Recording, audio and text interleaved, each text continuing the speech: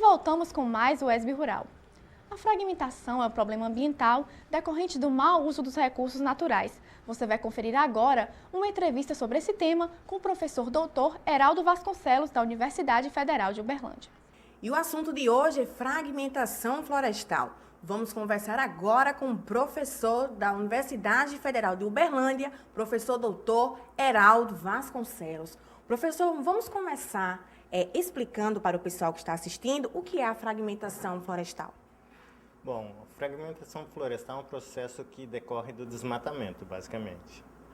Você tem grandes extensões de floresta e essa floresta é desmatada para pasto, para qualquer atividade humana, agrícola, né? E o que acontece é que você tem uma perda de cobertura florestal e, ao mesmo tempo, a cobertura florestal restante, ela fica fragmentada, ou seja, fica em pequenos pedaços, desconectado um dos outros. Então, são as duas coisas que acontecem. Você perde floresta e a floresta restante, em vez de ser uma extensão contínua, fica manchas isoladas uma das outras. Esse é o que a gente entende por fragmentação florestal. Como toda ação, a fragmentação tem as suas consequências, né? Explica pra gente quais são elas. Tá. As consequências são diversas e elas são variáveis de acordo com o grupo de organismo que você tem em mente, né? Quer seja plantas, animais, e dentro dos animais é bastante também variável. Mas basicamente são 3 efeitos. Um efeito é o efeito do organismo, que normalmente necessita bastante área, por exemplo, um primata, uma onça, etc., que era capaz de viver numa grande extensão de floresta.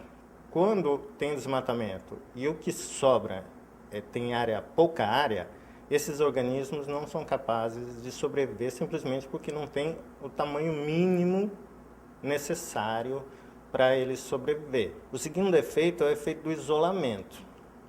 Ou seja, à medida que se fragmenta, aumenta a distância entre essas manchas que sobram de floresta. E os animais têm que se deslocar de uma mancha para outra, muitas vezes. E eles, às vezes, são incapazes de atravessar o ambiente que está no entorno.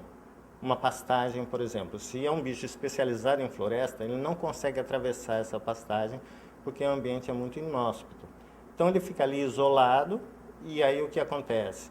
Começa a ter cruzamento entre parentes e vai baixando a viabilidade genética dessa população e essa população está fadada a extinguir por causa disso. Bom, já que a gente está falando da floresta amazônica, professor, quais foram as ações mais danosas que acarretaram na fragmentação? Bom, como eu expliquei no início, né, a fragmentação florestal decorre do desmatamento. Então, nos anos 70, na Amazônia, por exemplo, teve muito desmatamento para criação de pastagem. Parte dessas pastagens até tiveram subsídio do governo por causa que queria se desenvolver a Amazônia. E hoje, as 2 principais causas de desmatamento na Amazônia são a extração ilegal de madeira, associada com a criação de novas pastagens, e também o avanço da agricultura de larga escala, né? Principalmente o cultivo de soja que está adentrando na Amazônia. Então, esse desmatamento causa a fragmentação florestal. Bom, e para reverter essa situação, existe o projeto Dinâmica Biológica de Fragmentos Florestais, não é isso, professor? Explica para a gente como esse projeto atua. Ele foi iniciado em 1979, né? Então, ele já tem mais de 30 anos, né, de existência, e ele estuda a fragmentação de uma maneira experimental, ou seja, se criam fragmentos de vários tamanhos, e aí a gente acompanha todos os efeitos ecológicos que eu descrevi para você, o efeito de área, o efeito de isolamento, o efeito de borda, né? E o projeto ele auxilia muito na formação de recursos humanos para trabalhar na Amazônia, porque ele fomenta os alunos de pós-graduação, de mestrado e doutorado. Bom, professor, para deixar claro a gravidade desse assunto, o que pode acontecer com a Amazônia se esse desmatamento continuar sendo feito como está acontecendo hoje? Tá.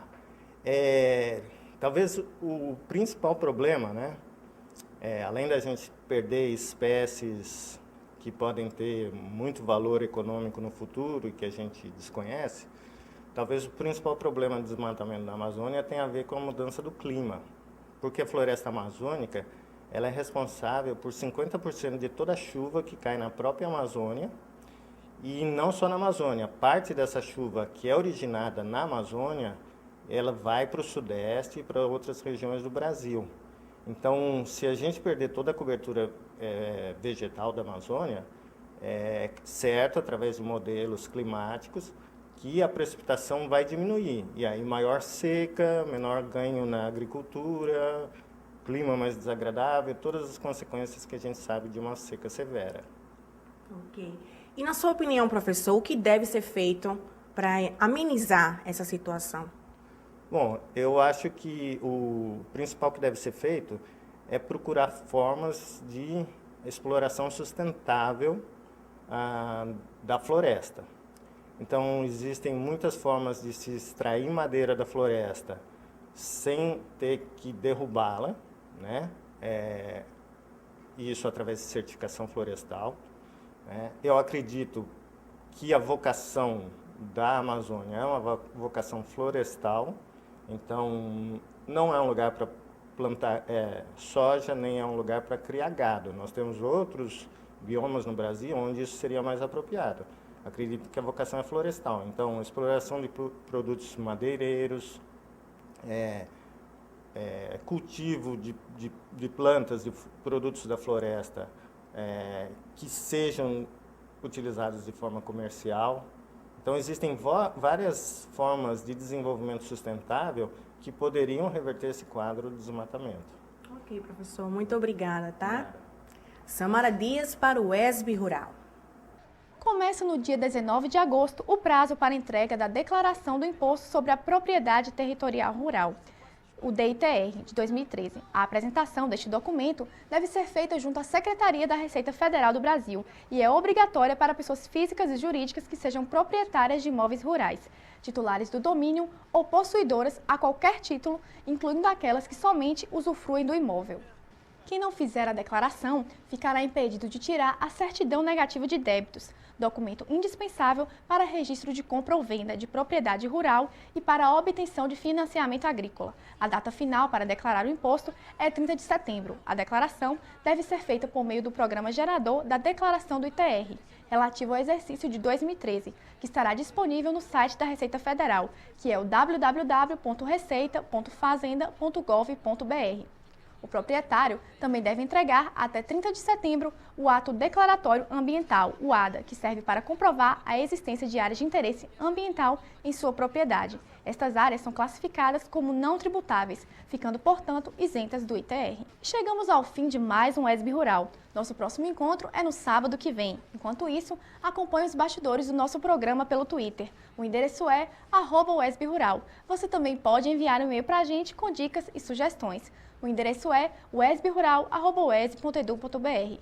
A todos vocês que nos acompanharam, muito obrigada pela companhia e até a próxima semana.